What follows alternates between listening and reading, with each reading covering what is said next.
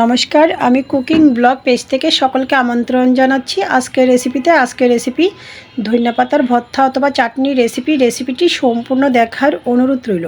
চলুন দেরি না করে রেসিপিটি শুরু করা যাক। প্রথমে আমি ধনিয়া পাতা বেছে ধুয়ে নিয়েছি, সাথে লাগছে কাঁচা লঙ্কা, স্বাদমতো রসুন, স্বাদমতো লবণ। শিলপাটায় বেটে নেব জল ছাড়া।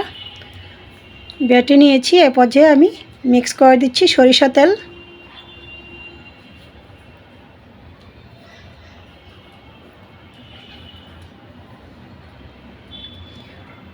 গরম ভাতের সাথে পরিবেশন করেছিলাম। রেসিপিটি ভালো লাগলে আমার ফেসবুক পেজটা ফলো, ইউটিউব চ্যানেলটা সাবস্ক্রাইব করুন, সাথেই থাকুন।